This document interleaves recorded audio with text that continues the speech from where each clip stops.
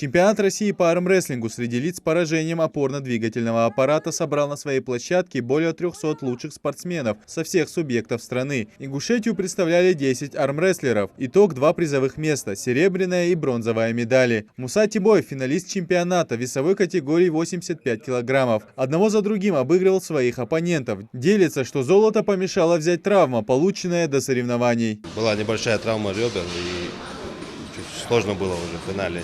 Ребра разболелись, и сложновато было. Некоторые недоработки, да, есть. Будем дорабатывать, иншаллах, будем работать над этим. В следующем году обязательно с помощью Всевышнего будем первыми. Серебро – отличный показатель, учитывая, что Муса занимается армрестлингом профессионально всего 2 года. В 36 лет решил для себя выйти в тренажерный зал. Там его способности заметил тренер и предложил выступить. В прошлом году Муса отобрался в Европу и стал серебряным призером мира. Имеет родовую травму правой руки. Соревнуется левой, как и Ибрагим Ярыжев, второй призер соревнований. За год он добился бронзы на Кубке России, а сейчас уже на чемпионате страны. Прошли хорошо, усердно тренировались. Мы довольны своим результатом. Конечно, все рассчитывают на первое место.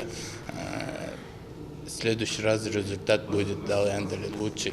Ибрагим в результате ДТП получил ушиб головного мозга, после чего 3 месяца пролежал в коме. Правая рука малоподвижна. Раньше работал в частном охранном предприятии. После аварии пришлось уйти. Теперь нашел себе новое занятие, где демонстрирует успехи. Главный тренер сборной команды Ибрагим Тимурзиев результатами своих подопечных доволен. Теперь он знает, на что конкретно нужно делать упор на тренировках и к чему стремиться. С каждым спортсменом приходится работать индивидуально.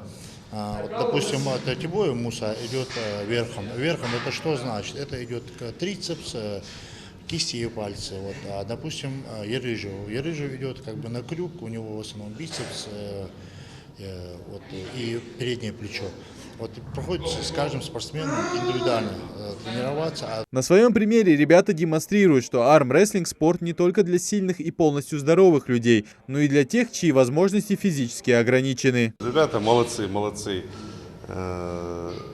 И стимул есть у них. Вот сейчас ребята в призах стали, да, их поставили на стипендию, там, ЦСП. Месяц получает там определенную там сумму, приходит им.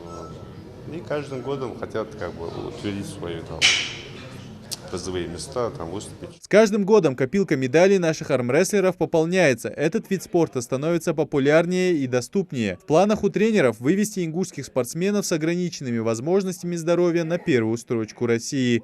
Идрис Ажиев, Адам Гулоев, Хамзат Халухоев, Новости 24.